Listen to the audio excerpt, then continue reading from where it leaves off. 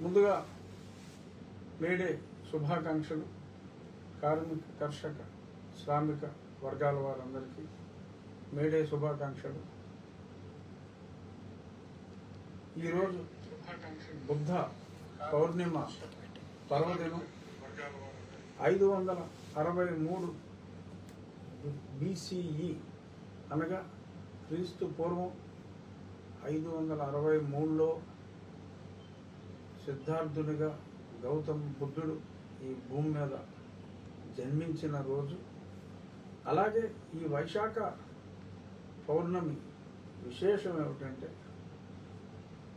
సిద్ధార్థుడు గౌతమ బుద్ధునిగా మరి బోధి చెట్టు కింద జ్ఞానోదయం బోధ్గయగా పేరొందిన ఆ ప్రాంతంలో దాన్ని నిర్వాణం అంటారు. జ్ఞానోదయం పొందిన రోజు. అలాగే అదే వైశాఖ పౌర్ణమి రోజు గౌతమ బుద్ధుడు తన 80వ ఏట కుషీనగర్, ఉత్తరప్రదేశ్లో కుషీనగర్లో ఆయన భౌతిక దేహాన్ని త్యజించిన రోజు. ఈ మూడు కూడా ఆయన జీవితంలోని 3 ఘట్టాలు ఇదే రోజు, ఈ వైశాఖ ఈ పౌర్ణమి రోజు రావటం. ఈరోజు రాత్రి 9 గంటలకి వైశాఖ తిథి ప్రారంభమవుతుంది. ఈ సందర్భంగా మహానుభావుడు గౌతమ బుద్ధుని స్మరించుకుంటూ ఇక మన విషయానికి వచ్చేద్దాం. మీడియా మిత్రులారా, మన విషయానికి మన ఆకివీడులోని రామాలయానికి వచ్చేద్దాం. ఆకివీడు రామాలయం క్రోనలాజికల్ ఆర్డర్లో మరి ఇప్పుడు షేప్కి వచ్చింది కాబట్టి ఈ గత మాసం 15వ తారీఖు మరి జడ శ్రావణ్ కుమార్ గారు మరి ఎందుకో ఆయనకి ఏమాత్రం పరమత సహనం ఇసుమంతి అయినా లేదు. అటువంటి పరమత అసహనంతో మరి కొందరిని అక్కడ పట్టుకొని జోస్నా అని ఇంకెవరో ఫ్రాంకో ఆ ప్రాంతంలో నివసించే క్రిస్టియన్ల అడ్రస్లతో వారు పిటిషన్ ఫైల్ చేయటం, అనుమతులు లేకుండా వీరు కట్టాలనే ప్రయత్నం చేస్తున్నారు. అనుమతులు లేకుండా కట్టడానికి వీల్లేదు, అందుచేత స్టే ఇవ్వాలి అని చెప్పి ఆయన పిటిషన్ వేయటం. మేము ప్రభుత్వ న్యాయవాదులు ఆ రోజు నేను కూడా అక్కడ ఉండటం సంభవించింది. ఈ అనుమతులు అన్నీ తీసుకోకుండా ఎట్టి పరిస్థితుల్లోనూ సైట్లో ఎటువంటి పని చేయము అని చెప్పడం జరిగింది. అయినప్పటికీ జడగారు అదే పనిగా ప్లీజ్ సార్ స్టే సార్ అని అనగా న్యాయమూర్తి గారు దానికి ఒప్పుకోలేదు. వారు అండర్టేకింగ్ ఇస్తున్నారు, ఖచ్చితంగా అనుమతులు లేకుండా చేయము అని దాన్ని వేరే తారీఖుకి వాయిదా వేయటం జరిగింది. ఆ తర్వాత మరి ఆయన గదల పెండింగ్లో ఉండగానే ఒక కంటెంప్ట్ పిటిషన్, అర్థం లేని ఒక కంటెంప్ట్ పిటిషన్ 2009లో సుప్రీంకోర్టు ఒక ఆర్డర్ ఇచ్చింది. ఆర్డర్ గురించి కూడా గతంలో మాట్లాడాం. ఆయన సమ్మరైజ్ చేయడం కోసం ఎన్ని కుట్రలు కొందరు ఒక సమూహానికి సంబంధించిన వారు రామాలయంపై ఎన్ని కుట్రలు చేశారు, ఎందుకు ఇది చేస్తున్నారు అనేది ఎంతో కొంత తెలియజేయవలసిన బాధ్యత ఉంది కనుక నేను తిరిగి ఇన్ని నక్షలు తెలియజేయవలసిన అవసరం ఉంది కనుక చెప్తున్నా. అది ఆ తర్వాత ఆయన మనం అన్ని అనుమతులకి అప్లై చేసి ఆకివీడు మున్సిపాలిటీలో ముందు ఒక తీర్మానం వారిని అడిగి విషయం చెప్పి ఒకే ఒకరు, ఆ ఒక్కరు కూడా ఎవరంటే ఈ పిటిషన్ వేసిన జోస్నా అనే యువతి, క్రిస్టియన్ సో ఆ జోష్న సర్టిఫికేట్ ఏముందో నాకు తెలియదు, బహుశా హిందూ ఉంచుకొని ఉండొచ్చు, వేరే అదర్ కారణాలు రీత్యా. సో జోష్న గారు ఆవిడ ఒకరే వారి అభ్యంతరం చెప్పారు, ఇంకొకరు తటస్థంగా ఉన్నారు. అది మన గతంలో మాట్లాడుకుందాం. ఆ తర్వాత కలెక్టర్ గారికి అప్లై చేయటం, కలెక్టర్ గారు కింద తహసీల్దార్ గారి దగ్గర నుంచి, ఆర్డీఓ గారి దగ్గర నుంచి రిపోర్ట్స్ అన్నీ తెప్పించుకొని గత 80 సంవత్సరాల చరిత్ర క్రోనలాజికల్గా అక్కడ రెవెన్యూ రికార్డ్స్లో ఏముంది, ఆర్ఎస్ఆర్లో ఏముంది, హానీల్లో ఏముంది, అలాగే కొద్దిమంది అక్కడ ఉన్న వాళ్ళతో కూడా చర్చించి కలెక్టర్ గారు రామాలయం స్థానంలోనే మళ్ళీ పునర్నిర్మాణం జరుపుకోవటానికి అనుమతి ఇవ్వటం, ఆ అనుమతి ఇచ్చిన పిదప మళ్ళీ మున్సిపాలిటీ వారికి డీటెయిల్డ్గా ప్లాన్, ఫస్ట్ టైం డీటెయిల్డ్గా ప్లాన్లు మున్సిపాలిటీ వాళ్ళకి కానీ గ్రామ పంచాయతీకి కానీ ఒక క్రమ పద్ధతి ప్రకారం ప్లాన్ ఇచ్చి అప్రూవల్ తీసుకున్న గుడి ఇదే అని చెప్పి నేను ఖచ్చితంగా చెప్పగలను. అటువంటి అనుమతులన్నీ తీసుకున్న తర్వాత మరి అక్కడ ఆ భూమి చదును చేసే కార్యక్రమం, అక్కడ చెట్టు అలాగే ఉంచి భూమి చదును చేసే కార్యక్రమం చేపడితే మళ్ళీ కడుపు మండిన వీళ్ళు ఆ పిల్లు అర్జెంటుగా మూవ్ చేయాలి అని చెప్పి మరి మొన్న మూవ్ చేయటం, ఎన్నగాక మొన్న దాన్ని తిరస్కరించటం, డిస్మిస్డ్ అని అంటే మేడం ప్లీజ్ డిస్పోజ్ ఆఫ్ అని ఆయన ధ్యానంగా అడగటం, చిరునవ్వుతో చీఫ్ జస్టిస్ గారు కూడా ఓకే డిస్పోజ్డ్ అని చెప్పి చిరు మందహాసంతో వారు కూడా దానికి అంగీకరించటం. అతను లైవ్ పెట్టాడు, ఆ లైవ్లో ఈ బతిమాలుడి సెక్షన్ అంతా కట్ చేసాడు. దానికి ముందు కూడా ఎంత అరిచి గీ పెట్టినా స్టే ఇవ్వకపోయినప్పటికీ కూడా స్టే ఇచ్చారు అని చెప్పి మరి అతను పచ్చి అబద్ధాలు చెప్పడం, తర్వాత ఈ బతిమాలుడి సన్నివేశాన్ని కట్ చేసి వీడియో రిలీజ్ చేయటం, ఇంకా అతని అభిమాన సంఘాలు, నా దురభిమాన సంఘాలు సో దాని గురించి విపరీతంగా నోటుకొచ్చినట్టల్లా వాగుతూ ఏదో సందేశాలు, శాంతి సందేశాలు, అశాంతి రేకెత్తిచ్చే విధంగా మరి నిత్యం శాంతి సందేశాల్లో ఉండేవాళ్ళు ఎందుకు ఇలాంటి అశాంతి సందేశాలు ఇస్తున్నారో తెలియదు, ఇచ్చారు. ఆ తర్వాత మరి చీఫ్ జస్టిస్ గారు ఆల్రెడీ ఒక రిట్టు ఉండగా ఎలా వస్తావు అన్న పాయింట్లో కొట్టువేసినందుకు మళ్ళీ ఆ రిట్ కోర్టులోకి వెళ్ళి నిన్న ఉదయం మళ్ళీ నాకు లంచ్ మోషన్ కావాలి, చీఫ్ జస్టిస్ గారు వెళ్ళమన్నారు అని చెప్పి లంచ్ మోషన్ రావటం, ఆ లంచ్ మోషన్లో మళ్ళీ వచ్చే అబద్ధాలు, ఎటువంటి అనుమతులు లేకుండా వీళ్ళు అక్కడ అన్నీ పడగొట్టేశారు. ఆ పాతవి ఓ నిమిషం రచ్చబండ అంటాడు, ఓ నిమిషం గొంతెనం అంటాడు, ఇంకో నిమిషం సత్రం అంటాడు, అలా రకరకాలుగా అతనికి క్లారిటీ లేదు. ఏదో నోటుకు వచ్చినట్టు మరి వారి వాదన పటిమని అక్కడ ప్రదర్శించారు.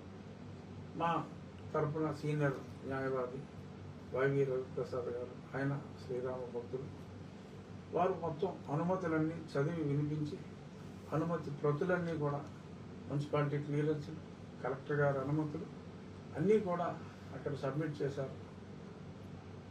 ఇంకా విధి లేని పరిస్థితుల్లో ఆయన అలా అయితే ముందు అనుమతులు లేకుండా చేయడానికి వెళ్ళారన్నాడు. ఆ తర్వాత అనుమతులు ఇవ్వకూడదన్నాడు. సరే పట్టించుకోవాలా, అనుమతులు ఇచ్చారు, అతన్ని ఎవరు పట్టించుకుంటాడు? అతను ఇవ్వద్దంటే మానేస్తారా? చంద్రబాబు గారిని 5 కోట్లు అడిగాడంట నా కాన్స్టిట్యున్సీకి, ఇప్పుడు ఆయనే చెప్పాడు అది ఇవ్వలేదని చెప్పి ఆయన ఓన్ స్టేట్మెంట్ ఉంది. సరే ఇప్పుడు అది ప్రస్తుతానికి అప్రస్తుతం, ఏదైనప్పటికీ మరి అది కాదంటాం. ఈ పిటిషన్లో న్యాయమూర్తి గారు చాలా స్పష్టంగా అనుమతులన్నీ చూసిన తర్వాత ఇంకా మీరు మీ ఆలయ నిర్మాణం కొనసాగించుకోవచ్చు అని చెప్పినప్పుడు, అలా అయితే నేను ఈ అనుమతి ఇవ్వటం మీద వేసుకుంటాను సార్ అంటే ఏదో వేయటం అలవాటు అయిపోయింది అతనికి. మరి వాళ్ళని ఆ దగ్గర దోచుకుంటున్నాడా మరి ఏం చేస్తున్నాడో నాకు తెలియదు. కానీ 3 కేసులు పోయిన తర్వాత మళ్ళీ 4వ కేసుకి పని నేను ఆ సర్టిఫికేట్ ఇవ్వడం తప్పని వేసుకుంటాను సార్ అని చెప్పి అడిగితే, మాకు సంబంధం లేదు, నువ్వు లాయర్వి, నువ్వు ఖాళీగా ఉంటే ఏదో చేసుకో అన్నట్టుగా మందహాసంతో దాన్ని వదిలేయడం జరిగింది. డిస్మిస్ అని అంటే మొన్న ఎలాగ డిస్పోజ్డ్ అని అడిగారో అలా దీనంగా ఉన్న ఫేస్తో ఏడుపు మొహంతో నన్ను డిస్మిస్ రాసి విత్డ్రాన్ అని చెప్పి ఇవ్వండి అని చెప్పి వాళ్ళు చెప్పడం జరిగింది. కానీ ఇవాళ కొన్ని పేపర్లో అతన్ని నిత్యం ప్రోత్సహించే ది న్యూస్ అని ఒకటి ఉంది, అక్కడ దరిద్రమోహన్ వేసుకుని వస్తాడు అక్కడ. అది న్యూస్, అది బాగా పక్కా వైసీపీ ఛానల్. సో ఆడే చాలా బాధపడుతూ ఉంటాడు ఎప్పుడు. రఘురామకృష్ణరావుకి దీనివలన కూటమికి చాలా నష్టం కలుగుతుంది, చంద్రబాబు నాయుడు గారు ఎందుకు సాధిస్తున్నారని ఏడుస్తూ ఉంటాడు దైత్యుడు ఎప్పుడు. సరే, వైసీపీ ఛానల్ ఏడుస్తుందంటే దాని అర్థం ఏంటో మనం అర్థం చేసుకోవచ్చు కదా. అలాంటివి కొన్ని ఉన్నాయి. ప్రజా చైతన్యం అంట ఆడొకడు, ఇంకేమున్నారు 2-3 ఛానల్స్, ప్రొఫెసర్ రమేష్ అని. సో ఇలాంటి బ్యాట్స్ ఉన్నారు. సరే ఏదో they are getting paid, that's all right. అది వాళ్ళ జీవన విధానం, దాన్ని మనం ఒక రకంగా కాదంటానికి లేదనుకోండి. అయినప్పటికీ కొంచెం ఉన్నదన్నట్టు రాస్తే బాగుండేది. అలా రకరకాలుగా మరి వాళ్ళు రాసుకున్నారు. నిన్న కూడా ఓకే నువ్వు వేరే పిటిషన్ వేసుకో అని చెప్పి అక్కడికి శ్రావణ్ కుమారుడికి ఏదో అనుమతి ఇచ్చినట్టుగా కొన్ని నీలి ఛానల్స్లో రాసుకున్నారు. సరే, నీవు వీఆర్ లీస్ట్ బాదర్. మనం ఎల్లుండి ఉదయం చక్కగా శంకుస్థాపన కార్యక్రమం చేసుకోబోతున్నాం. సోమవారం నాడు ఏమన్నా వేసుకుంటాడు, దానివల్ల ఏం ఫరక్ పడదు. మనకు వచ్చిన నష్టం ఏమాత్రం లేదు. నిన్ననే ఫస్ట్ ట్రక్ కృష్ణశిల డౌన్లోడ్ అయింది. రాబోయే 30-40 రోజుల్లో ఇంకొక 20 ట్రక్ లోడ్లు మెటీరియల్ వస్తుంది. ఆ తర్వాత క్రేన్ సహాయంతో త్వరితగతిన నిర్మాణం, చిన్న స్థలం అయినప్పటికీ కూడా అద్భుతమైన శిల్పకళ ఉట్టిపడే విధంగా ప్రముఖ స్థపతి శివనాగిరెడ్డి గారు, వారి అసిస్టెంట్ సుధాకర్ సింగ్ గారు, వారి సమిష్టి నాయకత్వంలో చక్కటి దేవాలయ నిర్మాణం నిర్విఘ్నంగా జరుగుతుంది. గతంలో కూడా చెప్పా, మరి విశ్వామిత్రుల వారు తపస్సు చేస్తూ ఉంటే మరి కొంతమంది రాక్షసులు ఆ తపోభంగం చేయడానికి పూనుకున్నప్పుడు ఎలా అయితే మరి శ్రీరాముడు అప్పుడు డైరెక్ట్గా వచ్చి ఆ తపోభంగం నుంచి ఆ యాగం జరిగేలాగా చేశారు. మరి ఈ కలియుగంలో శ్రీరాముడు ప్రత్యక్షంగా రాలేనప్పటికీ మంచి న్యాయవాదుల రూపంలో శ్రావణ కుమారుల్ని కోర్టుల్లో ఎదుర్కొని మనకి అలాంటి ఏంటది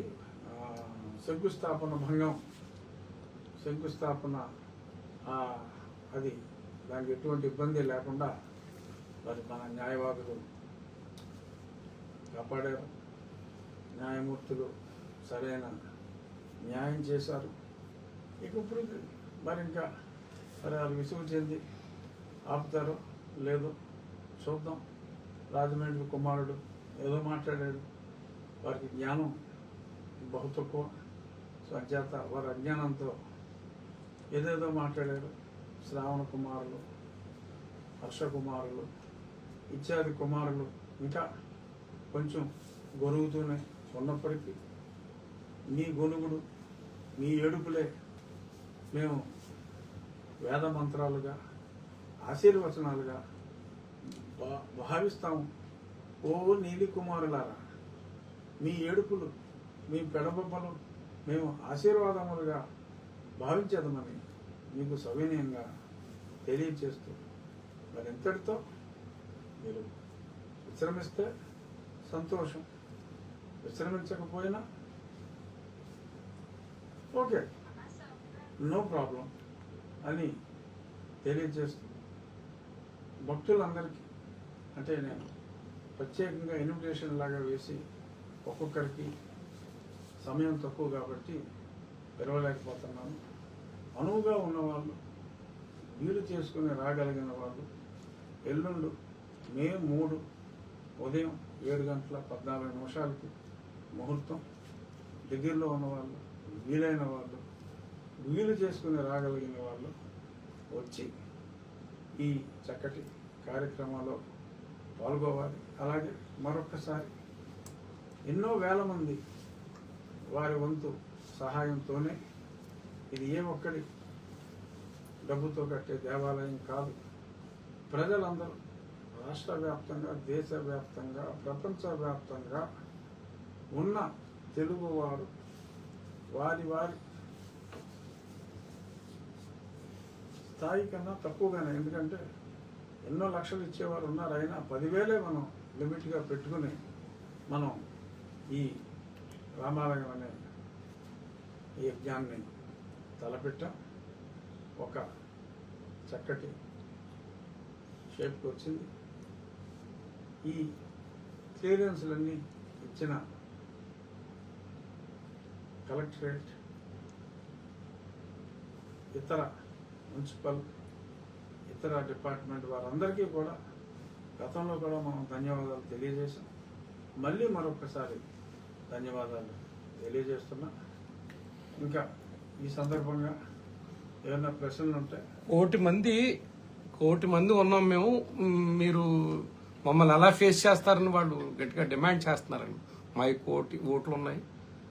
రాష్ట్రంలో మేము ఏ పార్టీని శాసించగలం అని వాళ్ళు ఒక అంశాన్ని లేవనెత్తుతున్నారు. దీని మీద ఆల్రెడీ వైరల్ అవుతుందండి సోషల్ మీడియాలో ప్రస్తుతం సార్. ఎవరు అది లేవనెత్తేది? మీరు ఎవరైతే చెప్తున్నారో ఆ కుమారులండి. దళిత క్రైస్తవుల, దళిత క్రైస్తవులు అనే పదం నిషేధం అయినప్పటికీ దళిత క్రైస్తవులే అవుతారు కదా సార్. క్రైస్తవులు కన్వర్ట్ అయిన వాళ్ళు అవ్వచ్చు, లేకపోతే ఎస్సీగా ఉండి. దళితులతో ఎటువంటి ఇబ్బంది లేదు, క్రైస్తవులతో ఎటువంటి ఇబ్బంది లేదు.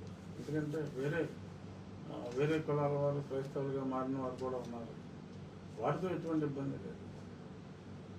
దళితులతో, హిందూ దళితులు ఉన్నారు, వారి హక్కుల కోసమే ఇప్పుడు మేమైనా పోరాడేది, వారితో ఎటువంటి ఇబ్బంది లేదు. ఇక రాజ్యాంగంలో లేని పదం, రాజ్యాంగంలో నిషేధిత పదం అంటే చెప్పుకోవచ్చు, బట్ ఎటువంటి దళిత హక్కులు ఉండవు అని చెప్పి రాజ్యాంగంలో స్పష్టంగా చెప్పింది దళిత క్రైస్తవులు. సో ఆ దళిత క్రైస్తవులు ఉండొచ్చు. నేనే చెప్తున్నాను కదా, ఒక 18% రికార్డులో 1.8% ఉన్నప్పటికీ 10 రెట్లు ఎక్కువగా అంటే దళిత క్రైస్తవులు అయితే 18% ఉంటారు. క్రైస్తవులు 24 ఉండొచ్చు, బట్ దళిత క్రైస్తవులు 18% ఉండొచ్చు. అనగా ఆ 18 మంది ఛాలెంజ్ అని తర్వాత అప్పుడు ఎప్పుడో దొంగల సినిమా వచ్చింది, చిక్కలు అంటాడు మోహన్ బాబు గారు. దానికి ముందు సినిమా వచ్చింది భలే దొంగలు, ఊరు మందే తోసేయి, గుర్తుందా? మోహన్ బాబు ఊరు మందే తోసేయి. అలాంటి డైలాగులు మీరు చెప్తే మనం నవ్వి ఊరుకోవటమే. ఎందుకంటే మరి వారు చెప్పిన కోటి సంఖ్య ఏదో 25-30% పెంచి చెప్పుకున్నారు.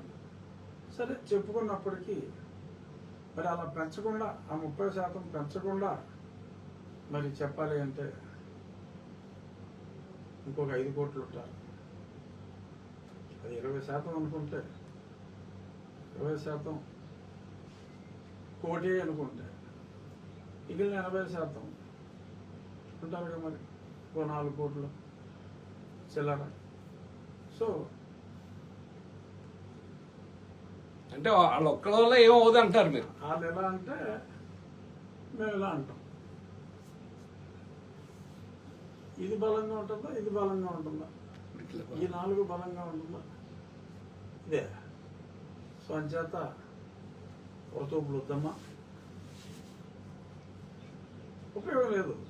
ఏముంది ఇప్పుడు, నేనేసేస్తా అంటే మరి ఈ 4 కలిసి ఉండాల్సిన పరిస్థితి వస్తుంది. అంచేత అది అవదమ్మా.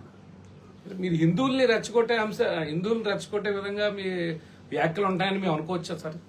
మీలాంటి బుద్ధిహీనులు అనుకుంటే నేనేం చేయలేను. ఇప్పుడు మీరు అన్నదేంటి, వారు ఇలాగా అన్నారు, వారు రెచ్చగొట్టారని చెప్పారు. రెచ్చగొట్టారని చెప్పినప్పుడు మేము అదే నిజమైతే ఈ 4 సంఘటితంగా ఉంటాయి అని అన్నాను. అంటే సెల్ఫ్ డిఫెన్స్. నేను సెల్ఫ్ డిఫెన్స్ గురించి మాట్లాడితే మీరు రెచ్చగొట్టే విధంగా అని మీరు అంత నిర్దాక్షిణ్యంగా మాట్లాడటం కరెక్ట్ కాదు. అయినప్పటికీ ఏదో మీరు అడగాలని అడిగారు కాబట్టి నేను కూడా చెప్పాను. మేము ఎనలేని గౌరవం ఈ వేలుకి ఇస్తున్నాం. ఇలాగే ఉండాలని కోరుకుంటున్నాను. బలం నేనేరు చూస్తాను నీ సంగతి అంటే నేను సెల్ఫ్ ప్రొటెక్షన్ కోసం చెప్పాను. బెదిరించొద్దు, కలిసి ఉందాం అంటున్నా. మీరు వాళ్ళు ఇలాగ అంటున్నారని చెప్పి అలా అయితే మేము ఇదేనా నేనంటే మీరు నా మీద నిందాపూర్వకంగా మాట్లాడటం సమంజసం కాదు. 5 ఏళ్ళు కలిసే ఉండాలి అని మనస వాచ కర్మన కోరుకునేది నేను. మనందరం ఒకటే కాదు. నేను ఒకటి చూస్తాను నీ సంగతి అంటే అమ్మా బాబు వామ్ము అయ్యి బాబోయ్ అని అడిగాడు బెదిరించాడు. తూర్పు మాది, అది మాది, ఇది మాది అని. అలాంటి వరతూపులకి ఇక్కడ బెదిరేవాడు ఎవడో లేడు. అందరూ కలిసి ఉందాం, అందరూ కలిసే పని చేద్దాం అంతే తప్ప ఎవరు ఎవరికన్నా ఎక్కువ కాదు, ఎవరు ఎవరికన్నా తక్కువ కాదు. అందరూ సమానం, అందరూ కలిసి ఉందాం అనేది మా విధానం, మా నినాదం. కాదు నువ్వు నీ దేవాలయం కడతానికి వీల్లేదు, నీ దేవాలయానికి అనుమతులు ప్రభుత్వం ఇవ్వడానికి వీల్లేదు, మా చర్చిలకు అనుమతి అవసరం లేదు, మేము మా చర్చిలకు అడ్డం వస్తే మాకు ఒక అస్త్రం ఉంది, మేము ఎస్సీ కేసులు పెడతాం అని విర్రవీగితే సమాధుల రికార్డులు తీయవలసి వస్తుంది, చర్చి రికార్డులు తీయవలసి వస్తుంది. మతం మారిన వారికి కేసులు పెట్టే అర్హత లేదు అనేది ఇప్పుడు గతంలో ఉండి వారికే తెలుసు, ఇప్పుడు రాష్ట్ర వ్యాప్తంగా అందరికీ తెలుసు. ఇందాక ఒక కేసు వచ్చింది. ఎవరో ఒక అతను ఆవుని కబేలాకి తరలిస్తూ ఉంటే అతని పేరు లెబాన్, పక్కా క్రిస్టియన్ నేమ్, బైబిలికల్ నేమ్. వాళ్ళ ఫాదర్ కూడా ఇంకా అనదర్ క్రిస్టియన్ నేమ్. హిందువులు అది చట్ట విరుద్ధం కాబట్టి ఆవుని కబేలాకి తరలించడం అది పట్టిస్తే నన్ను నా కులంతో దూషించాడని చెప్పి మరి వాళ్ళు దొంగ కేసు పెడితే శ్మశానం రికార్డు, చర్చి యందు వివాహం రికార్డు, ఇటువంటి రికార్డులన్నీ కూడా తీసుకొని దానికి పరిష్కారము సూచిస్తారు. సో అంచేత ఇలాంటి అన్యాయంగా కేసులు పెట్టేటాలు, ఇలాగ బెదిరిస్తే ఓట్ల కోసం భయపడిపోయేవాళ్ళు రాజకీయ నాయకులు కొద్దిమంది ఉండొచ్చు. ఏం చెప్పేది ఒకటే, ఓటు రాజకీయాలు కరెక్ట్ కాదు. సమాజంలో అందరూ కలిసి ఉన్నారు, అందరూ ఒకే మాట మీద ఉండాలి. కానీ ఓటుని బూచుగా చూపెట్టి మేము చట్టాన్ని అతిక్రమిస్తాం, మేము దొంగ కేసులు పెడతాం, మేము పెడితే పెట్టించుకోవాలి, ప్రశ్నిస్తే బెదిరిస్తాం, ఓట్లు అడగడానికి రారా మేము చూస్తాం అనే నాన్ డెమోక్రటిక్, యాంటీ కాన్స్టిట్యూషనల్ బెదిరింపులు బెదిరిస్తే ఆ రోజులు పోయినాయి, గరకపర రోజులు పోయినాయి అమ్మ, ఆకిపేట రోజులు వచ్చినాయి. బెదిరిస్తే ఎవరు బెదరమ్మా. అంచేత విజ్ఞులైన ప్రజలు ఉత్తరకు నీలి కుమారుల ట్రాప్లో పడకుండా అందరూ కలుసుకుందామని చెప్పి మరొకసారి తెలియజేస్తున్నా. అలాగే గతంలో ఒకసారి చెప్పా, ఈరోజు పేపర్లో వచ్చింది,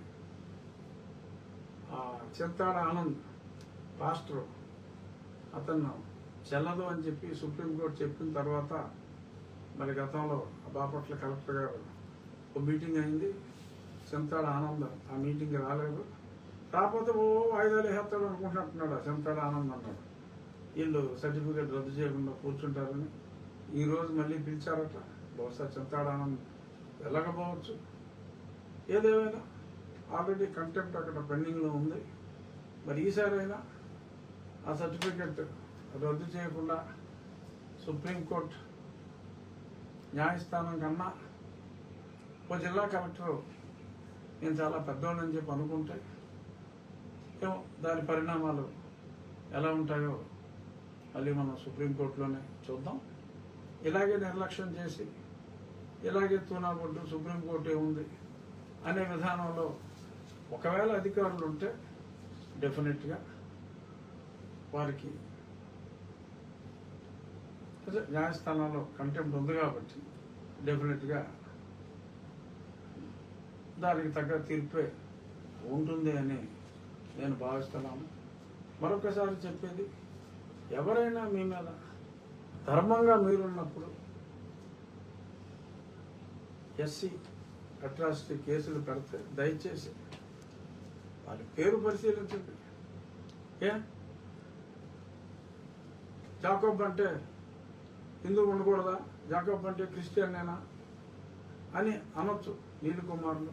కానీ 99% జాకబ్లు క్రిస్టియన్సే ఉంటారు కాబట్టి ఆ 1% ఉంటే ఉండొచ్చు. ఎవరో మీలాంటి బుట్టు పెట్టుకునే హిందూ ఎవడో జాకబ్ అనే స్నేహితుడు మీకు హెల్ప్ చేస్తే ఆ జాకబ్ పేరు మీ పిల్లడికి పెట్టుకుంటే పెట్టుకోవచ్చు. ఊరికే అంటున్నా, ఏదో బొట్టు పెట్టుకున్నారు మీరు ఫీల్ అవుతారు, వేరే విషయం అంటున్నా ఎగ్జాంపుల్. అలాంటి జాకబ్లు ఉంటే ఉండొచ్చు, తప్పలేదు. కానీ ప్రిడామినెంట్లీ 99% జాకబ్ అన్న, లబాన్ అన్న, జోసెఫ్ అన్న, జనరల్గా ఇవి బైబిలికల్ నేమ్స్. ఇవన్నీ కూడా జాన్, ఎంత బైబిల్లో పేర్లు. సో ఇజ్రాయెల్ బైబిల్లో పేరు. సో అలాగా బైబిలికల్ నేమ్స్ జనరల్గా ఎవరు పడతారు పెట్టేసుకోరు. సో అంచేత వారి సమాధులు, తండ్రుల సమాధులు, తల్లి అయితే చెల్లదని చెప్పి ప్రముఖ నీలు కుమారుడు చెప్పాడు కాబట్టి పోని తండ్రి కూడా, అంటే తల్లి ఏది తండ్రి వేరు, కుమారునికి వారు పిల్లలకు తండ్రిదే వచ్చును అన్న లాజిక్ వాడినా వారి తండ్రి ఎవరో మరణించుంటే ఆ సమాధి రికార్డు, చర్చి రికార్డు, చర్చిలోనే వివాహం ఉంటుంది, పరిశుద్ధ వివాహం అనేది చేసుకుంటారు. మన గుళ్ళలోకి లేకపోతే అక్కడికి వెళ్ళి తాళి కట్టి చేసుకోరు. ఆ చర్చిలో చేసుకున్నంత మాత్రాన క్రైస్తవులా అని కూడా అనొచ్చు. బట్ సుప్రీంకోర్టు తీర్పులో స్పష్టంగా చెప్పింది, హూ ఎవర్ ప్రొఫెసర్స్ అంటే ఒకసారి చర్చికి వెళ్ళి, ఇప్పుడు నేనేదో ఎలక్షన్లో, సరే నేను వెళ్ళటం మానేసాను, అది వేరే విషయం, ఏదో ఎలక్షన్లో చర్చికి వెళ్ళి అడిగాను అనుకోండి ఓటు, నువ్వు చర్చికి వచ్చేవు నువ్వు క్రిస్టియన్నా, అలాంటి వాదన కాదు నేను చెప్పేది. ప్రతి ఆదివారం క్రమం తప్పకుండా చర్చికి వెళ్ళి ప్రార్థన చేస్తే వారు క్రిస్టియన్సే. వారికి బాప్టిజం సర్టిఫికేట్ ఉందా అని కోట్ వేసుకుని టై వేసుకుని కొద్దిమంది మాట్లాడుతున్నారు. అక్కర్లేదమ్మా, బాప్టిజం సర్టిఫికేట్ అక్కర్లేదు. ఆల్రెడీ ఎంఆర్ఓ సర్టిఫికేట్ ఉంది ఎస్సీ అని అన్నా చెల్లదమ్మా.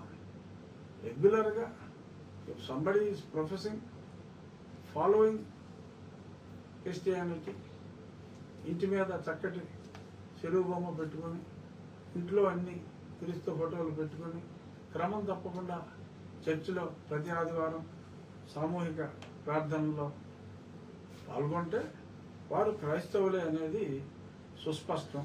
అంచేత ఎవరైనా ఇలాంటి కేసులు పెట్టినప్పుడు సరే వాళ్ళు రిజర్వేషన్ బెనిఫిట్స్ సర్టిఫికెట్స్ పెట్టి తీసుకుంటున్నారా, ఓకే, చూసి చూడనట్టే ఉంటారు అందరూ, ఎవరో పట్టించుకోరు. కానీ సమాజం మీద దొంగ కేసులు పెట్టి దొంగ ఎస్సీ అట్రాసిటీ కేసులు పెట్టి ప్రైజ్ మనీ కొట్టేద్దామనో లేకపోతే ఏడిపించేద్దామనో వారి వశంలోకి తెచ్చుకోవాలనో ఇటువంటి చర్యల్లో పాల్గొన్నప్పుడు మిగిలిన సమాజం తిరగబడుతుంది. సో ఆ మిగిలిన సమాజాన్ని ఇబ్బంది పెట్టవద్దు, అసలుకే ఎసరు తెచ్చుకోవద్దు. ఈరోజు మా హిందూ దేవాలయం మీద అనుమతి లేకుండా మున్సిపాలిటీ అనుమతి అని వచ్చిన తర్వాత కూడా మాట్లాడారు. ఎన్ని మున్సిపాలిటీల్లో చర్చిలకు అనుమతి ఉంది, ఎన్ని పంచాయతీల్లో చర్చిలకు అనుమతి ఉంది అనే చర్చ ఖచ్చితంగా వస్తుంది కదా. ఏమండి వస్తుంది కదా. మరి ఎన్నిసార్లు కోర్టులోకి వెళ్ళి మనల్ని ఇంతలా ఇసిపించేస్తే జడ, మరి దానికి మంది మాగదులు ఈ ఎదవ ఛాలెంజ్లు చేసేసి ఊరికే వాట్సాప్లో ఇట్లో పెట్టేసి ఈ ఛాలెంజ్లు చేసేసి వాళ్ళు మరి వాళ్ళకి సమాధానం చెప్పాలి అనే ఆలోచన వస్తుంది కదా. ఎందుకు? సరే వాళ్ళు ఏదో చేసుకుంటున్నారు, కూరుకుంటున్నాం అన్న విచక్షణ లేకుండా మరి ఈ రకంగా కవ్వింపు చర్యలకు రావడం అనేది సమంజసం కాదు. అంచేత మీరు సంయమనంగా మా గుడిని మీరు గౌరవించండి, మీ చర్చిని మేము గౌరవిస్తాం. అది 80% మంది ఉన్న మా గుళ్ళు మీ చర్చిలు సమానంగానే ఉన్నాయి. మీరు 20% ఉన్నప్పటికీ కూడా పోనీ అఫీషియల్లో 2% వేసుకుంటే మీరు 2% ఉన్నప్పటికీ కూడా మీ చర్చిలు కన్నా మా దేవాలయాలు తక్కువగా ఉన్నాయి. ఆ దేవాలయాల్లో మాకు ఎండోమెంట్స్ డిపార్ట్మెంట్ ఉంది. ఆ డిపార్ట్మెంట్ కంట్రోల్లో ఉన్న దేవాలయాలను ఎవడేమి చేయడానికి లేదు. ఎందుకంటే అది ప్రభుత్వ దేవాలయాలు, ప్రభుత్వ ఆదాయం తీసుకునే దేవాలయాలు. సో దాన్ని ఎవడో ఏమి చేయడానికే లేదు. అనుమతి లేని దేవాలయాలు ఏదన్నా ఉంటే అది నిషేధిత స్థలాల్లో ఉంటే చర్యలు తీసుకోవచ్చు. అటువంటి 1000-2000 గుళ్ళు ఉంటే ఆ గుళ్ళకి మీ 30,000 చర్చిలకి నాకు తెలిసి 5% చర్చిలు కానీ అనుమతి లేదు. ఎందుకంటే అన్ని ప్రైవేట్ కంపెనీలు అయ్యి. Church is a private company, temple is a public property. ఆదాయం ప్రభుత్వానికి వెళ్తాం. So it's a public property. Church is a private property. ఆ ఆధారాలు తినేస్తారు. లేకపోతే ఏదో అసోసియేషన్ ఉంటే అసోసియేషన్కి వెళ్ళిపోద్ది అంతే తప్ప పబ్లిక్ రాదు. పబ్లిక్ ఎక్స్చెకర్కి ఆ డబ్బు రాదు. సో ఒకవేళ అనుమతి లేని గుళ్ళు 1000 ఉంటే అనుమతి లేని చర్చిలు ఒక 30,000 ఉంటాయి అట్లీస్ట్. అవసరమా? ఇంత చర్చ అవసరమా? ఓ నీలికుమారులారా, ఆలోచించుము. అవసరం అని అనుకుంటే అనవసరం అని మేము కూడా అనుకోం. కానీ మళ్ళీ చెప్తున్నా, అందరూ కలిసి ఉన్నాం, అందరూ మంచిగా ఉన్నాం. మీరు మమ్మల్ని ప్రేమించండి, మేము మిమ్మల్ని ప్రేమిస్తాము. మీరు మమ్మల్ని ద్వేషించిన ఎడల అయినప్పటికీ కూడా ద్వేషానికి దూరంగా ఉండే ప్రయత్నమే చేస్తాము. కానీ పూర్తిగా మమ్మల్ని ప్రేమించే మిమ్మల్ని ప్రేమించే మమ్మల్ని ప్రేమకు దూరం చేయొద్దు. మమ్మల్ని ద్వేషించే వారిగా మార్చొద్దు అని చెప్పి మనస్ఫూర్తిగా కోరుకుంటూ ఎల్లుండి పొద్దున్న అన్ని మతాలని కూడా అందరూ గౌరవించాలి. కాబట్టి క్రిస్టియన్స్ కూడా, దళితులు క్రిస్టియన్లుగా మారినప్పటికీ కూడా ఆ పెద్దపేట వాసులు కూడా అందరూ కూడా వచ్చి అన్ని మతాలని గౌరవించవలసిన బాధ్యత అన్ని మతాల వారికి ఉంది. కాబట్టి అన్ని మతాల వారికి ఉంది. కాబట్టి అందరూ కూడా పాల్గొనండి, ఈ కార్యక్రమాన్ని విజయవంతం చేయండి అని మరొకసారి కోరుకుంటూ